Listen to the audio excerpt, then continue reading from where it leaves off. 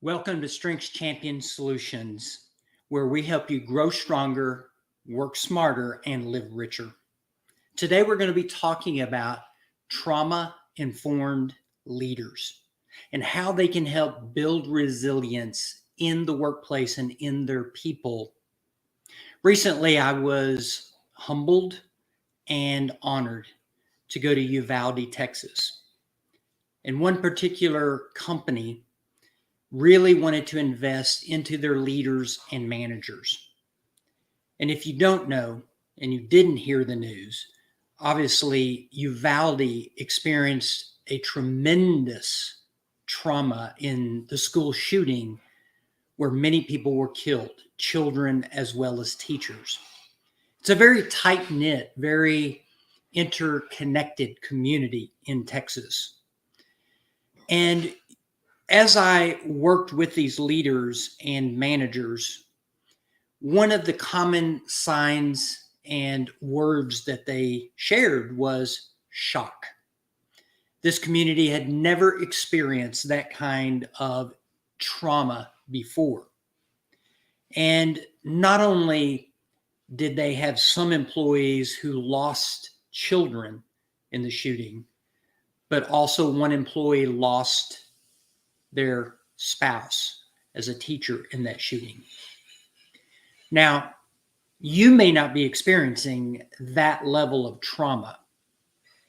And over the years, as I've worked not only as a professional coach, but also as a licensed professional counselor in employee assistance programs, I've worked with many leaders in companies who have experienced trauma. I can think of another manufacturing company I worked with where in their manufacturing, they lost one of their workers and the worker was killed.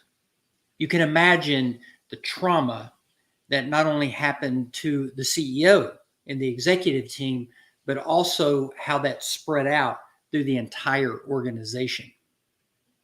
I can remember another CEO who I've worked with who in their manufacturing plant experienced an explosion.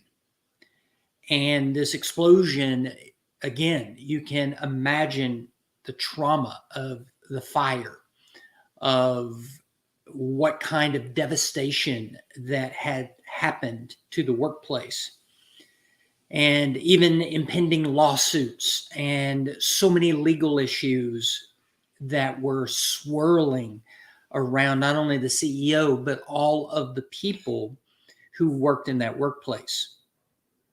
So trauma can hit us all, and trauma will hit us all in one form or a fashion. Most of us are informed, we've heard of post-traumatic stress disorder in especially military personnel, maybe even frontline responders, policemen, emergency room, firefighters, and many of these people who put their lives on the line have seen death, have experienced the loss of loved ones, have experienced situations that most of us as civilians have never even fathomed or even imagined. And so one of the topics that is growing in the workplace today is what we call a trauma-informed leader. These are leaders who understand that when trauma happens, they understand dynamics and how that trauma may impact the brain, the culture, the engagement, the productivity, and even the bottom line of their workplace. So today I want to share a few tips in this short segment about how to be a more trauma-informed leader. And if you have particular questions or comments, if you have seen a particular type of trauma and you have the best practice of how you have helped build resilience, then absolutely feel free to put that into the chat box. One of the things that I've been amazed at as I've studied and researched and helped many people who are trauma survivors is it is so true that post-traumatic stress disorder can lead to hopelessness. It can lead to suicide. It can lead to a feeling of survivor guilt for many people who saw or witnessed the trauma, though they themselves did not experience firsthand the trauma, but because they saw it, they heard it, they lived around it, or they had a family member or a friend or a workplace peer who was experienced that trauma, then they could experience that survivor guilt. And the brain is a complex organ, and the brain can create memories and flashbacks and intense anxiety, panic. And so it can cause people to be stuck in shame and blame. And, also remember that trauma can be small, medium, or large. That, smaller trauma may be someone in your organization going through divorce, or maybe they've had a car accident or a health diagnosis, and it's very traumatic for the leader and the team. It could be as major of what I just shared about a school shooting, or if you think of the 9/11 or the Oklahoma City bombing, those are examples of larger traumas that have affected not only the workplace and those people who were in that, but also even our society and our nation. So these kinds of traumas can cause anxiety and fear, these events. But Martin Seligman has found something in positive psychology research that is so important. And that is that not only can survivors have what's called post-traumatic stress disorder, but they can also have what's called post-traumatic stress growth. And I think another great word for that is resilience. We all probably know someone who was in a horrific traumatic event. Could have been a robbery or a car wreck or some kind of accident.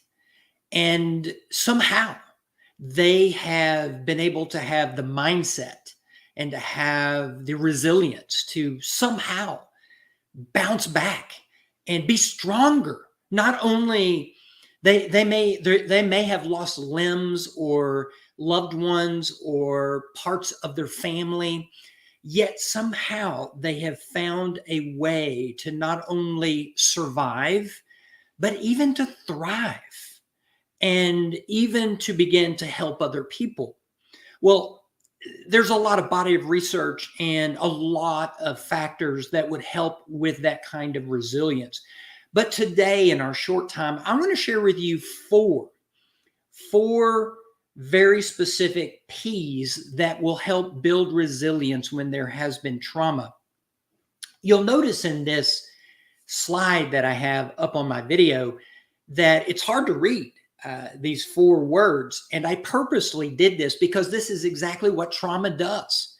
Trauma blurs our vision.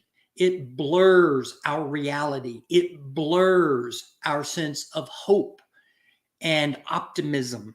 Yet, as leaders and teams, we still have power and control over some things, not all things. Some things. And I want to share what these four things are that we do have control over. And the first one is what we call perspective. The second one is purpose. The third one is people. And then finally, the fourth is plasticity. And I'm going to talk a little bit about each of these. And again, I want to encourage you to put in any comments or questions. And if you have no other people, maybe they've experienced a trauma in the workplace recently, then you need to tag them. You need to put them into this particular topic today that I'm covering. So let's talk a moment. First of all, here are some common, I think, characteristics that people and workplaces can measure themselves with. Before I get into the 4 Ps, I'm going to highlight a few of these. So when a trauma happened, did we keep moving forward or did we give up? Did we face our fears? Did we tend toward taking some kind of action? Did we put our energy into problem solving? Did we find ways to adapt? Did you trust yourself to handle what was happening? Were you able to manage the stressful emotions that come with trauma? Did you or your people get stuck in shame, blame, or even self-pity? Have you turned to others for support in your trauma experience? Were you able to laugh and even find humor inside your trauma? Were you able to find something positive even in a horrific, traumatic experience? Could you actually go to sleep and experience restful, refreshing sleep?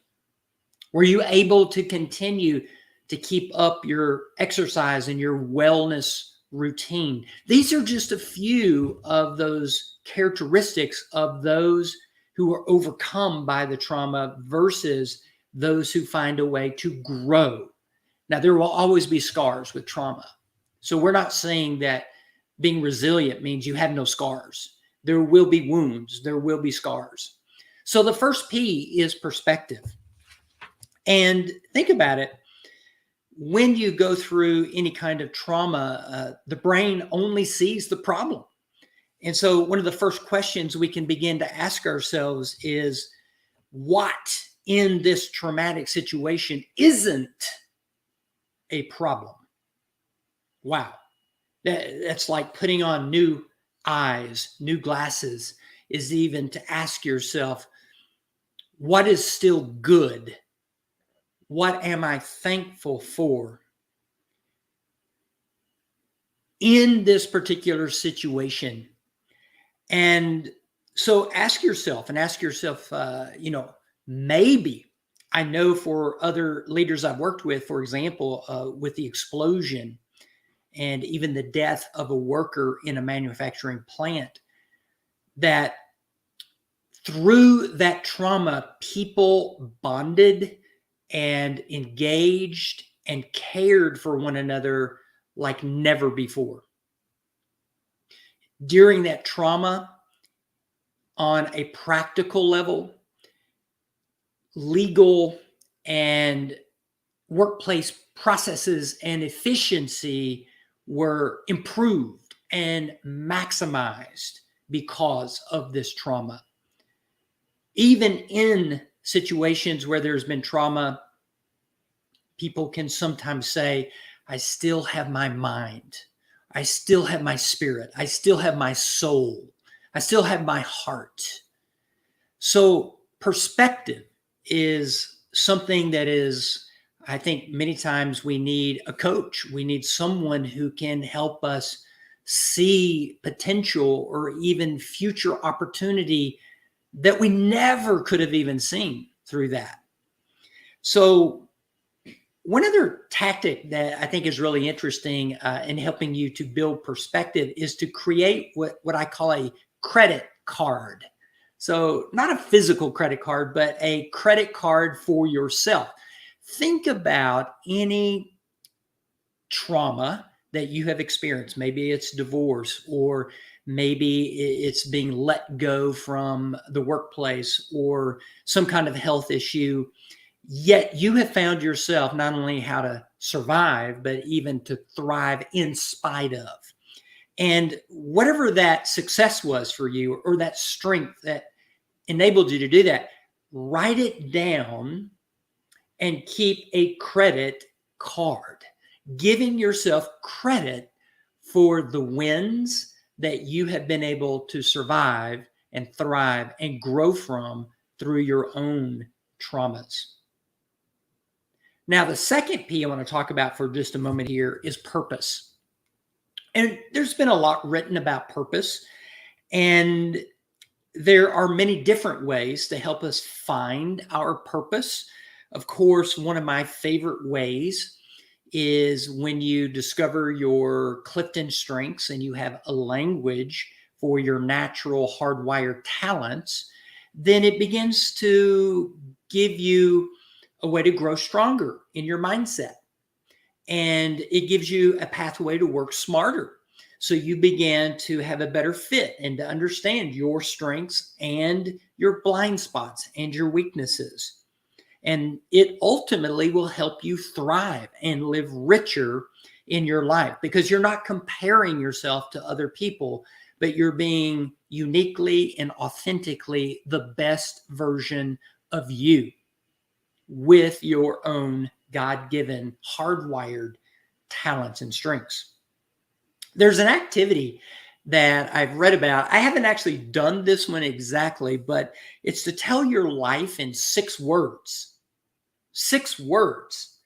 Now, see if you can sum up anything in your life. So here's just a couple of examples that I read about. One person said, "Can't see finish line, still running." Here's another one. "Loud and proud, got me through." Here's one more. "Don't follow recipe, cake turned out." So it's just one way to help you get to the essence, to the core of who you are and why you are on this planet. And so finding your why, as Simon Sinek talks about, and finding your purpose is so important to giving us meaning and to giving us motivation and giving us the strength to carry on, even inside of that trauma. And how many of us, I can tell you from personal experience, one trauma that I went through in my life is when I was let go from my nonprofit organization that I felt called to be. And that traumatic breakup, it just sent me reeling, trying to find my purpose. Well, guess what? So as I continued to learn and I continued to grow, it actually was a blessing, because it helped me to discover that that probably wasn't the best fit for my talents and strengths. And so becoming an entrepreneur, having my own business, and learning how to have more freedom to travel, to set my schedule, to help other people how I wanted to help them, and fully the way that I was wired, was a better career fit for me. So, and I can tell you, my income, my ability to serve more people and to bless the world through my work increased exponentially, even though at the moment I was crushed and I had nowhere. I had no perspective at that point, didn't even know what my purpose was at that point. So finding your purpose, it can take some time.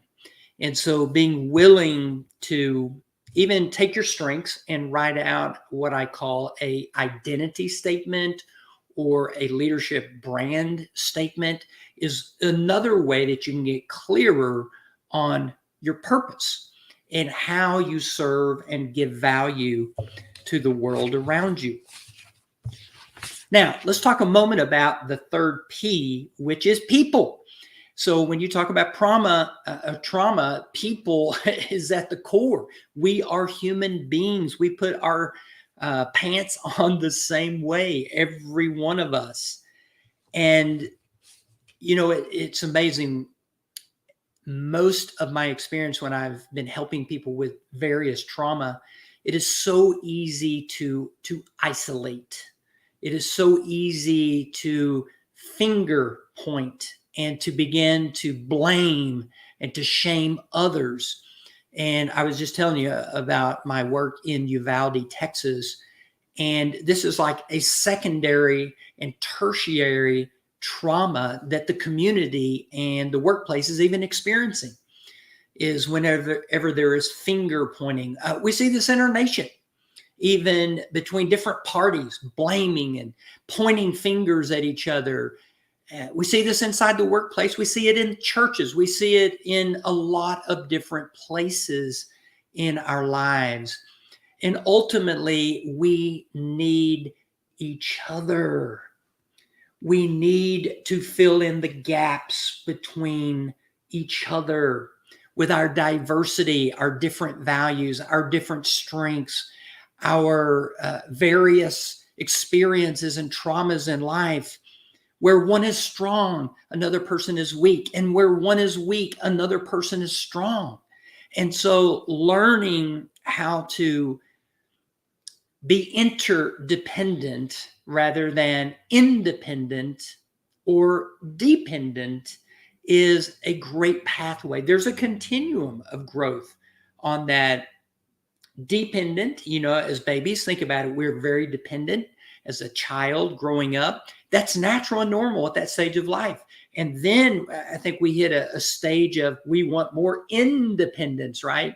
We want to drive the car. We don't want our parents to be around us as teenagers.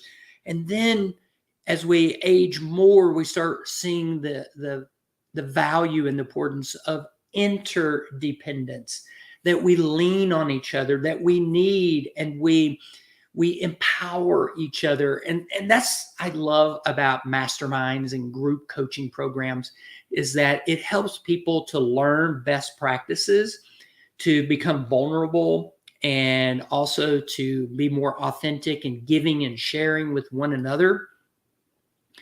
And so who are you bringing in to support your people? I can tell you, I am so thankful for those leaders who say, they raise their hand and they say, let's bring an expert in with the employee assistance program to help our people. Let's bring in a Gallup certified strengths coach to help our leaders and help build that resilience and engagement between our people. Let's bring in other nonprofit organizations who can support us in this situation. So ask yourself, the various types of people that are out there. In trauma, you need someone who can offer tangible support. Maybe that is a person who will cook the food. That is a person who will clean up the rubbish from the fire.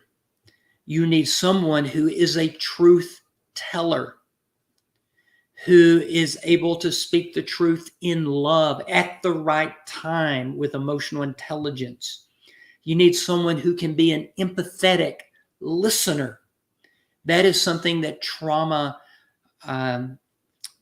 victims need and survivors need, is that they need an empathic ear to not judge, but just to hold a sacred, loving, caring space, offering some love and some hope, not having all the answers.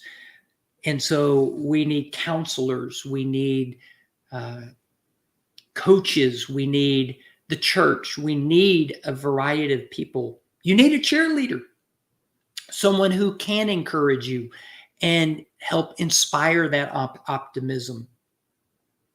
Okay, let me talk about the fourth P for just a moment here. One of my favorite words is plasticity. And we talk about neuroplasticity. And it's true that much of our brain is hardwired, and it has these circuits and neurons that are like pathways. They're highways, and they're super highways. And so your talents and your strengths are like super highways in your brain. And many of us have been told, there's only a certain level of change that can happen in our brain. However, with more scientific research coming out, we are starting to learn that the brain amazingly can adapt. It can rewire and create new highways and superhighways. They may not be as efficient as the original superhighways in our brain, but they find wisdom and efficiency because our brains are plastic.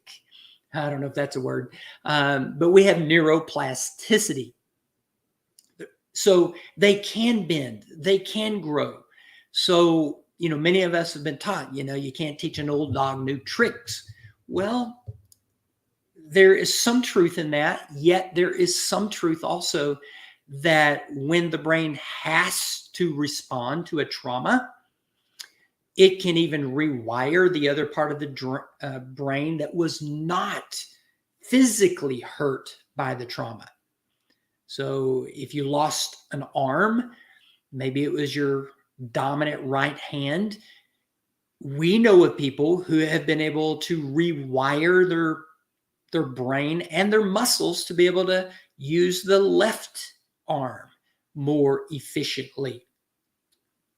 So plasticity is also, I think, not just being open to learning and allowing the brain to rewire, but it's also looking at life and the workplace with more of a scientific, or I'm going to use the word experimental mindset.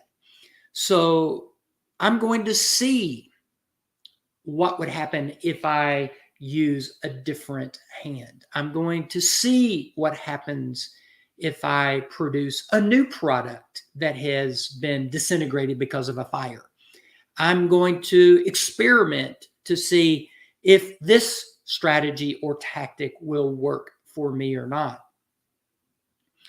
Joni Eareckson Tada is, I think, one of the premier people who has shown us that even though she is a paraplegic, she has learned to do art by painting with her mouth. And she'll hold the brush in her mouth. And she's become a prolific writer and inspiration to many people.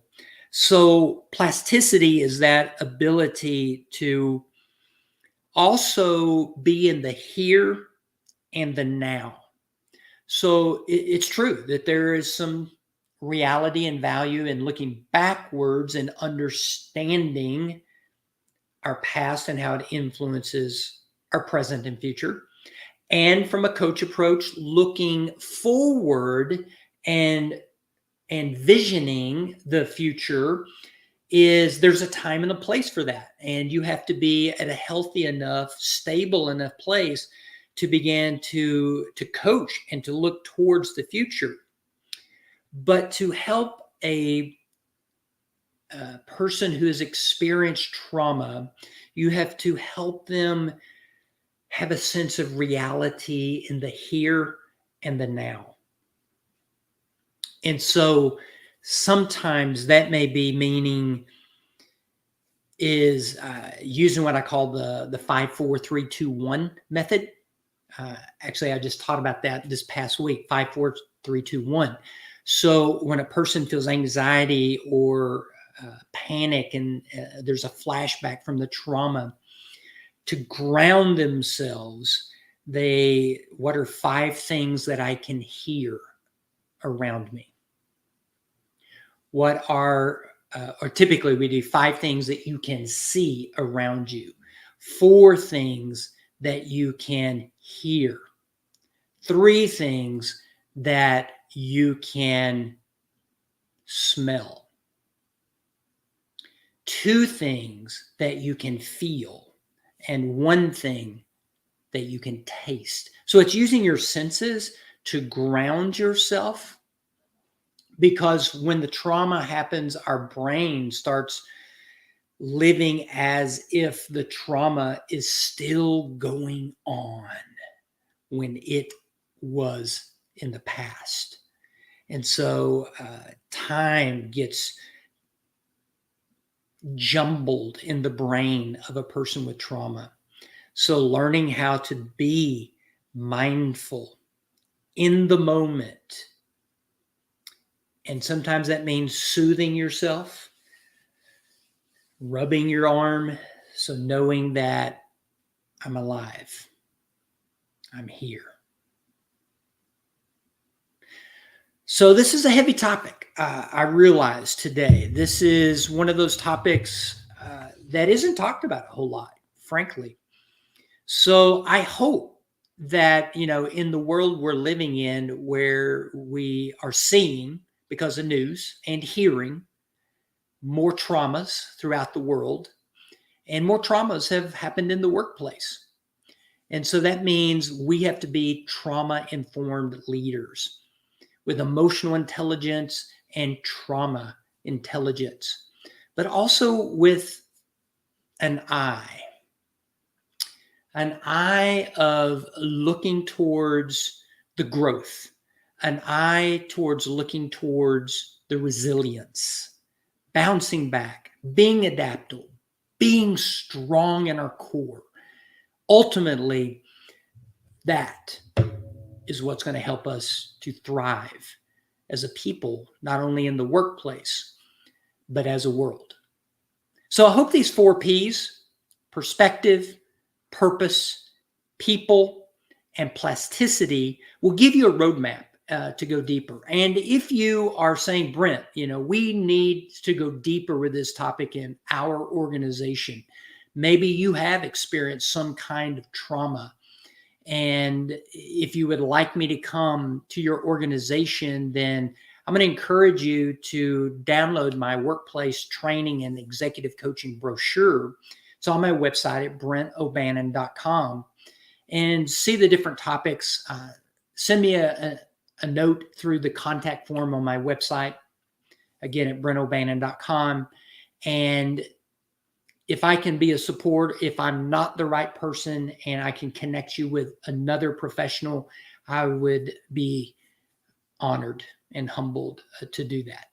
So until next time, everyone, continue to grow stronger, to work smarter, and the goal is to live and to help everyone live in this world a richer life.